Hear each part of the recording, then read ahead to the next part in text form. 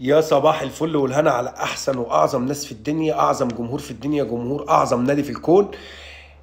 بسم الله الرحمن الرحيم. طبعا النهارده عندنا مباراه للنادي اللي وحشنا جدا جدا جدا، ووحشنا جدا مبارياته، اعظم نادي في الكون.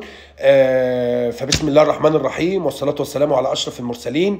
هنبتدي بنقطة مهمة جدا أنا حابب إن أنا أتكلم فيها. الناس اللي عاملة إن الأهلي كعبه عالي في المباراة، والإعلاميين اللي بيحاولوا يوصلوا للجهاز الفني واللعيبة إن إحنا أعلى في المباراة، وإن المباراة 70-30 و60-40 والحاجات دي كلها.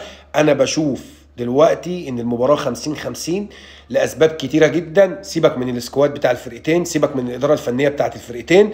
أنا هكلمك في حاجات مهمة جدا جدا دلوقتي في الكورة.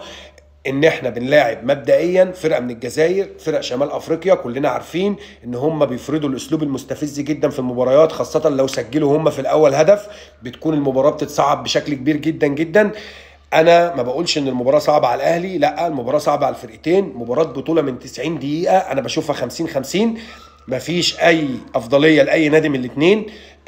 طبعا الافضليه انا اتمنى ان هي تكون للاهلي، وان شاء الله النهارده كولر يكون موفق واللعيبه يكونوا موفقين في المباراه، ونقدر نحصل على المباراه، ونقدر ناخد كاس السوبر، ونقدر نفرح النهارده في اول مباراه النادي وحشنا فيها، اللي هو اعظم نادي في الكون.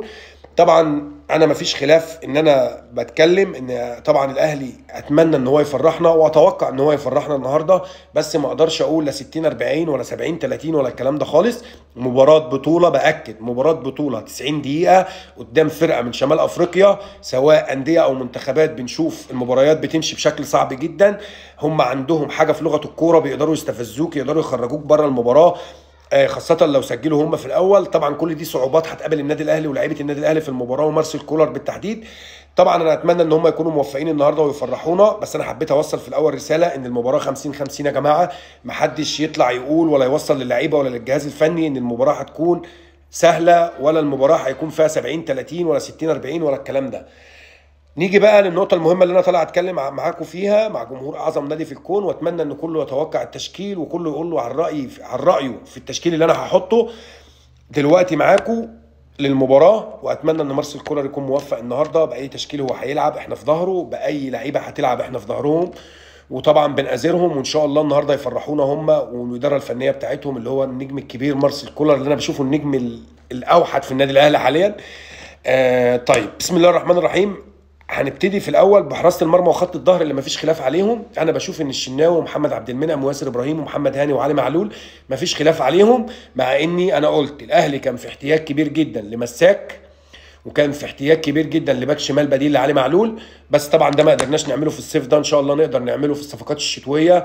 وان شاء الله ان شاء الله النهارده الاهلي يفرحنا. انا عايز كل الناس تاكد على النقطه دي، ان شاء الله النهارده انا متاكد ان الاهلي هيفرحنا، بس مش بافضليه على فرقه اتحاد العاصمه. المباراه في الملعب، بس ان شاء الله احنا النهارده نفرح، لان احنا نستحق ان احنا نفرح، لان نادينا وحشنا وبيفرحنا دايما.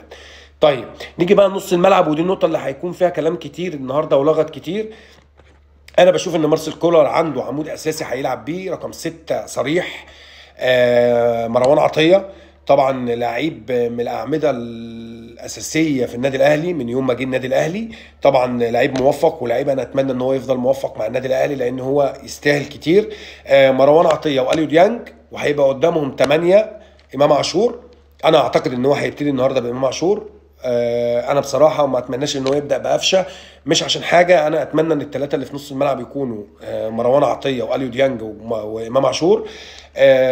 وان شاء الله الجناحين هيكون حسين الشحات، اعتقد ان هو جاهز، وبيرس تاو اعتقد ان هو جاهز، وعنده اختيارات كتير جدا. انا بشوف مارسيل كولر في موضوع الجناحين دولت، يعني انا بعتقد ان الاثنين الاقرب هو بيرس تاو وحسين الشحات، واعتقد ان هو النهارده مش هيغامر بالفرود الجديد وهيلعب بكهرباء.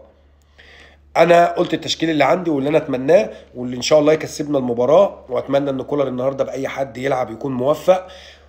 وان شاء الله اتمنى اشوف رايكم في التشكيل، واشوف انتوا تختاروا تشكيل ايه في التعليقات.